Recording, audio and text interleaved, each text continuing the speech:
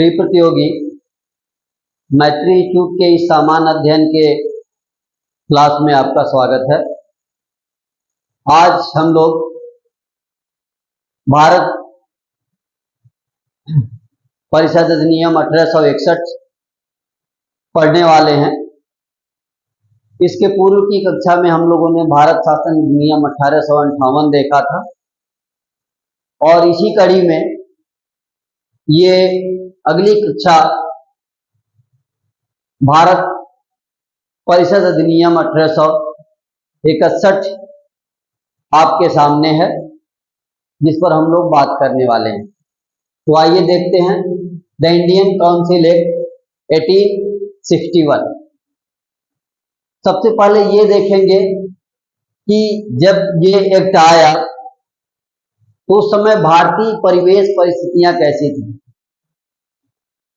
तो पिछले अधिनियम को भी आपने जब देखा था तो 1857 का जो प्रथम स्वतंत्रता संग्राम था, जो महान क्रांति थी, उस घटना के तुरंत बाद 1858 में कंपनी का शासन खत्म हो गया था और भारत की सत्ता सीधे तौर पे ब्रिटिश शासन के अंतर्गत आ गई थी और भारत शासन अधिनियम ला करके ये प्रयास किया गया कि पुनः दोबारा इस तरह का कोई विप्लव, कोई विरोध, भारतीयों के हिसाब से कोई क्रांति ना हो।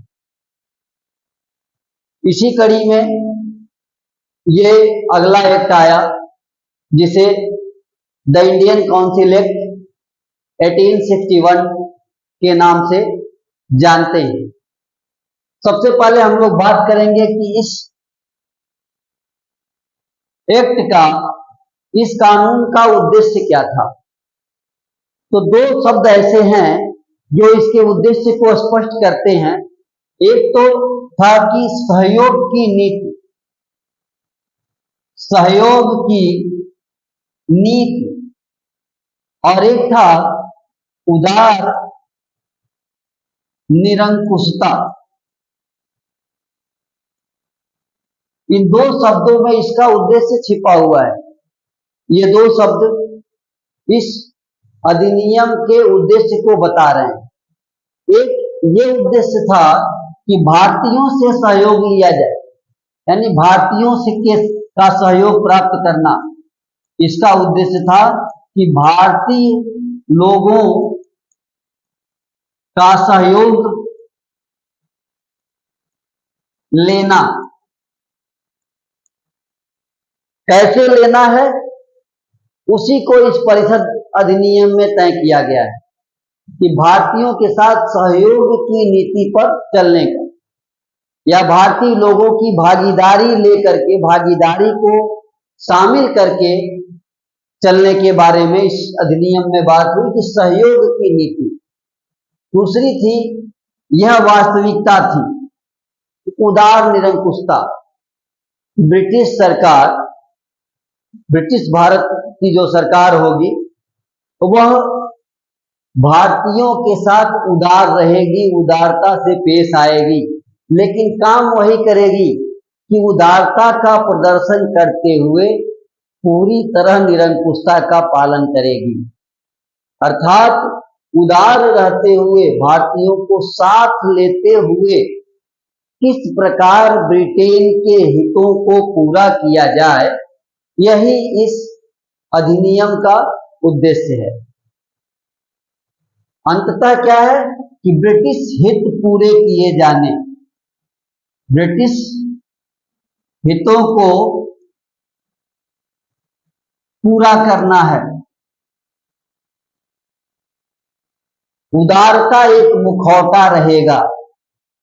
उदारता क्या रहेगा? एक मुखौटा रहेगा और इस मुखौटे से देश को, भारतीयों को धोखा देने का काम करना है।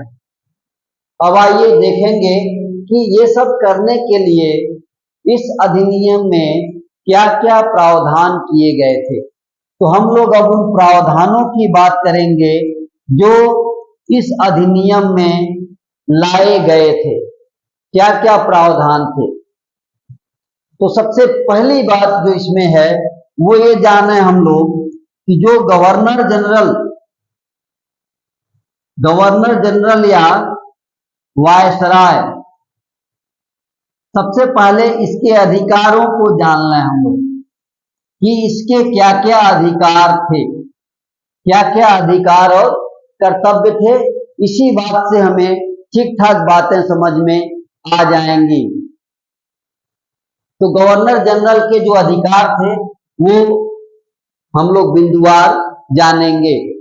तो अधिकार में पहला कि वो नए प्रांतों का निर्माण कर सकता था, नए प्रांतों का निर्माण करने का अधिकार गवर्नर जनरल को प्राप्त हुआ। नए प्रांतों में उप गवर्नर की नियुक्ति का भी अधिकार गवर्नर जनरल वायसराय को मिला। तो नए नए प्रांतों का निर्माण कर सकता था, नए प्रांतों में उप गवर्नर या लेफ्टिनेंट गवर्नर की नियुक्ति कर सकता था। उसके साथ साथ प्रांतों को प्रांत, प्रेसिडेंसी,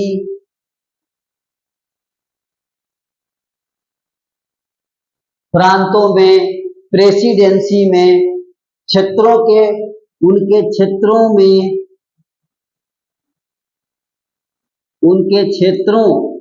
में परिवर्तन, ये सारा करने का अधिकार भी गवर्नर जनरल को थे। यानी गवर्नर जनरल जो था उसको जो है ये सारे अधिकार थे। इनके सीमा परिवर्तन, यानी चाहता तो किसी भी राज्य के सीमा में परिवर्तन कर सकता था। तो देखें हम लोग कि ये तीन अधिकार यहाँ पर हम लोगों ने नोट किए।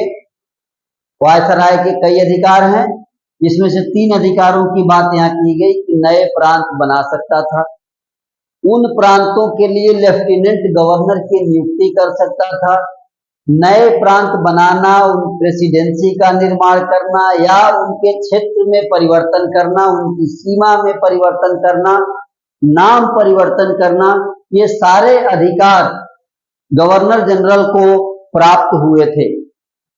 आप देखेंगे कि गवर्नर जनरल का पद कितना महत्वपूर्ण या कितना अधिक महत्वपूर्ण हो चुका था। इसके अलावा गवर्नर जनरल और क्या कर सकता था? तो गवर्नर जनरल अपनी परिषद, उसकी जो परिषद थी, अपनी परिषद के अंदर वो सदस्यों की संख्या बढ़ा सकता था। तो अपनी परिषद की सदस्य संख्या वो 6 से 12 तक कर सकता था, 6 से 12 तक कर सकता था। यानी वो सदस्यों की संख्या में वृद्धि करने का भी उसको अधिकार प्राप्त हुआ। और इनको मनोनीत करके, कैसे तक? मनोनीत करते हुए, मनोनीत करके इनकी संख्या को वो बढ़ा सकता था। कोई चुनाव की प्रक्रिया नहीं होने वाली थी, सदस्य संख्या बढ़ाए जाने थे मनोनीत करके। और इन जो सदस्य थे, ये जो सदस्य थे, कानून निर्माण में उसकी सहायता करना था इन्हें। कानून के निर्माण में ये सहायक होंगे। कानून के निर्माण में क्या करेंगे? गवर्नर की परिषद में ये रहकर कानून के निर्माण में सहायता करेंगे। लेकिन इनकी बात, ठीक ना, इनकी बात यानी इनकी बात को मानना, इनकी राय गवर्नर जनरल के लिए,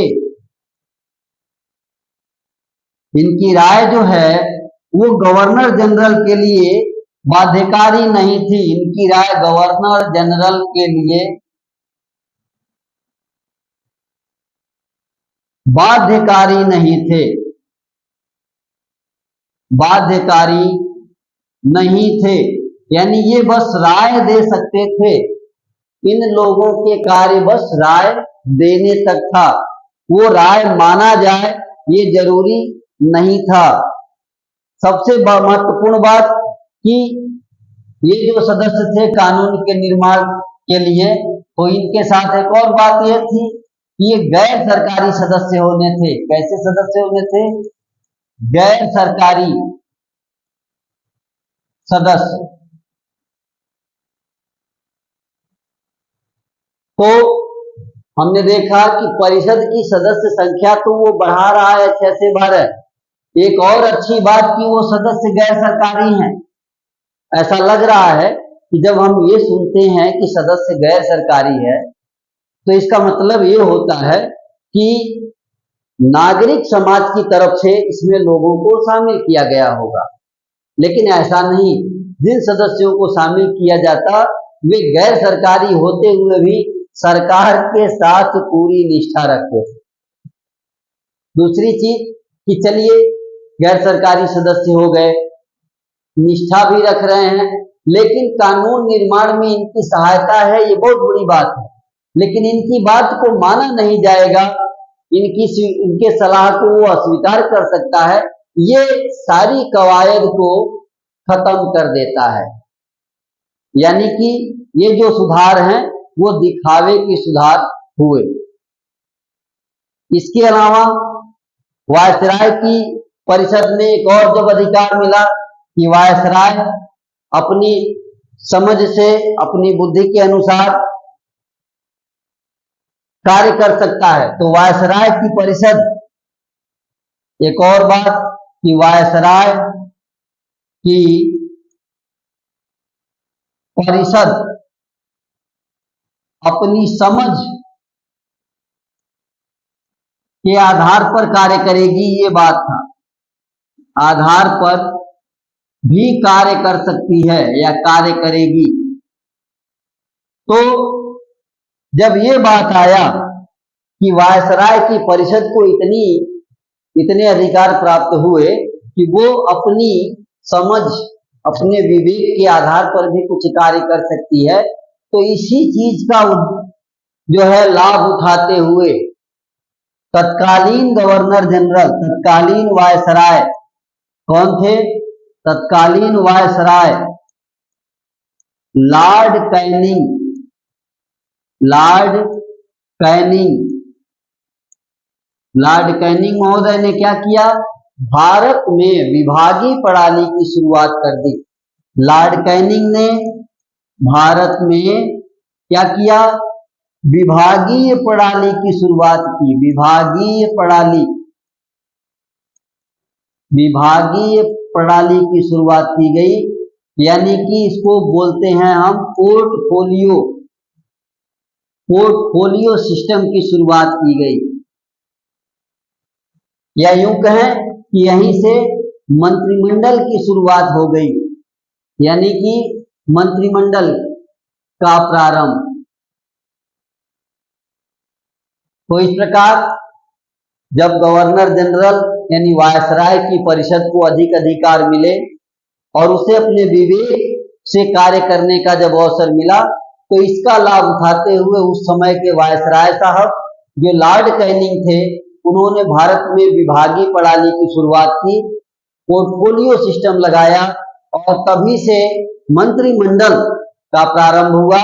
जैसा कि आज मंत्रिमंडल है सरकारों में कि उन्हें अलग अलग कार्य दे दिए गए हैं, किसी के पास गृह विभाग, किसी के पास रक्षा विभाग, किसी के पास वित्त विभाग, किसी के पास विदेश विभाग, अन्य विभाग होते हैं। तो यह प्रणाली 1861 में लॉर्ड कैनिंग ने इसकी शुरुआत की। इस तरह से कैनिंग मंत्रिमंडलीय प्रणाली का सूत्रधार बना, शुरुआत करने वाला व्यक्ति बना। इसके अलावा गवर्नर जनरल के पास क्या अधिकार थे देखते हैं। तो गवर्नर जनरल शांति, सुरक्षा और ब्रिटिश हितों के नाम पर परिषद के बहुमत की भी उपेक्षा कर सकता था। तो गवर्नर जनरल क्या कर सकता था? शांति, सुरक्षा और सबसे बढ़कर ब्रिटिश हित, जो सबसे खास बात है वो यही है। कौन सी बात यह है? तो शांति और सुरक्षा तो बस कहने के लिए है, ब्रिटिश हित को ध्यान में रखते हुए या ब्रिटिश हित की बात अगर आएगी तो परिषद के बहुमत को ठुकरा देगा। यानी गवर्नर और क्या कर सकता है कि परिषद के बहुमत को ठुकरा सकता है, वीटो कर सकता है। क्या कर सकता है? वीटो कर सकता है। अर्थात परिषद ने, गवर्नर जनरल की परिषद ने अगर कोई निर्णय लिया है और कहीं से वो ब्रिटिश हित के पक्ष में नहीं जाते हैं, तो इसका सीधा सा मतलब हुआ कि गवर्नर जनरल उस नियम को, उस अधिनियम को, उस पारित व्यवस्था को समाप्त कर देगा, यह कहते हुए कि वो ब्रिटिश हितों के खिलाफ हैं। इसके अलावा संकटकालीन दशा में एक और अधिकार गवर्नर जनरल के पास, संकटकालीन स्थिति हो यानी विशेष स्थिति हो, तो विशेष स्थिति में, ये विशेष स्थिति भी वही जानेगा कि कैसी विशेष स्थिति, क्योंकि विशेष स्थिति को स्पष्ट नहीं किया गया है, तो ये गवर्नर जनरल को ही जानना है कि वो विशेष स्थिति क्या है जिसमें वह क्या कर सकता है, विधान परिषद के निर्णय को,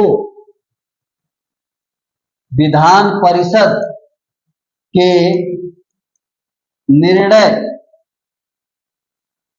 की उपेक्षा करते हुए, यानी वो उपेक्षा कर सकता है और उपेक्षा करते हुए अध्यादेश जारी कर सकता है, अध्यादेश जारी कर सकता है, अध्यादेश जारी कर सकता है। तो आपने देखा कि यहां पर अध्यादेश, जिसको हम ऑर्डिनेंस कहते हैं, ऑर्डिनेंस भी आ गया।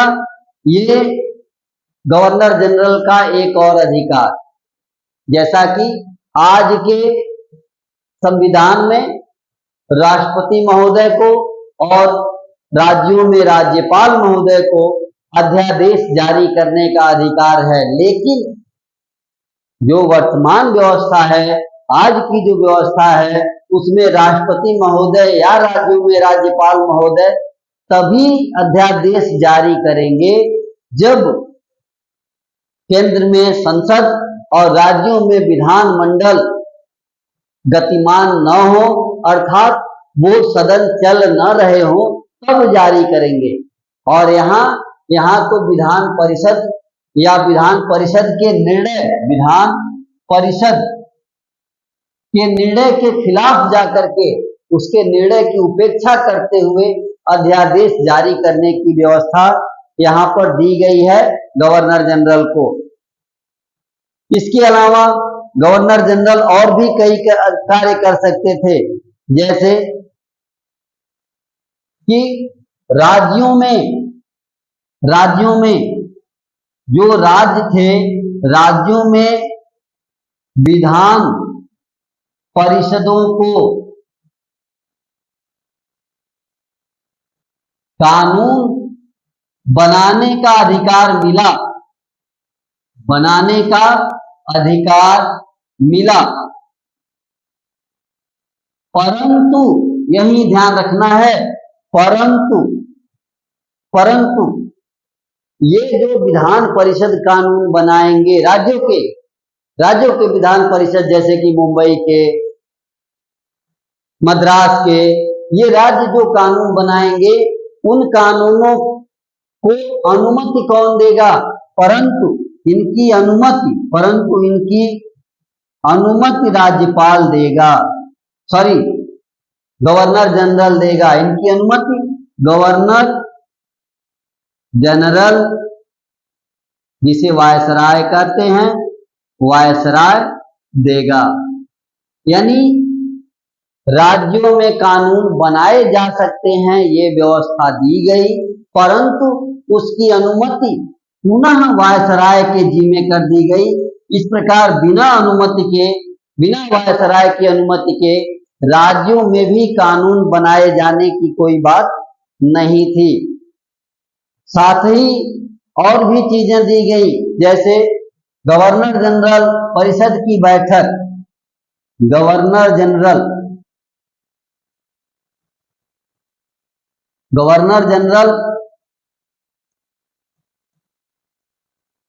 अपनी परिषद की बैठक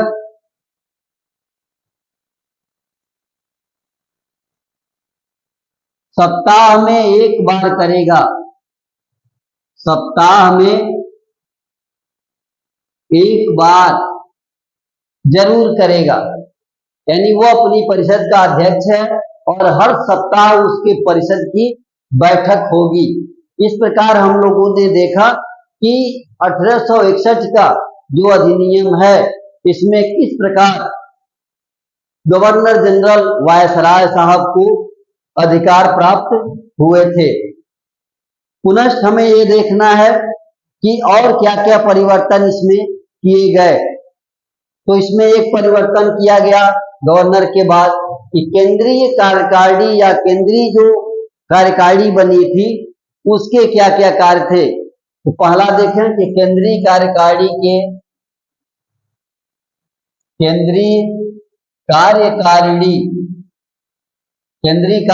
के जो सदस्य थे, उनकी संख्या जो है और बढ़ा दी गई, 4 से 5 कर दी गई। तो केंद्रीय कार्यकारिणी के सदस्य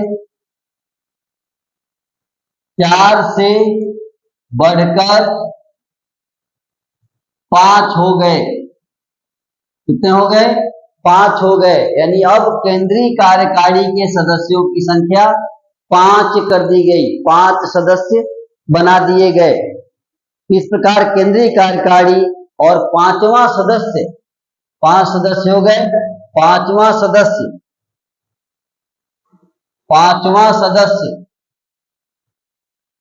सदस्य अनिवार्यतः, 5वां सदस्य जो होगा वो अनिवार्यतः विधिवेत्ता होगा, कोई सामान्य व्यक्ति नहीं, वह अनिवार्यतः एक विधिवेत्ता होना चाहिए। इस प्रकार कार्यकारिणी के सदस्यों की संख्या 4 से 5 और 5वां सदस्य एक विधि विशेषज्ञ के रूप में सम्मिलित हुआ।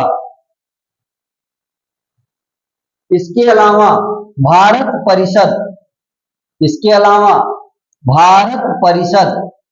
भारत परिषद को ब्रिटेन, इसे ऐसे ही जान लें कि ब्रिटेन के भारत में शासित क्षेत्र व प्रजा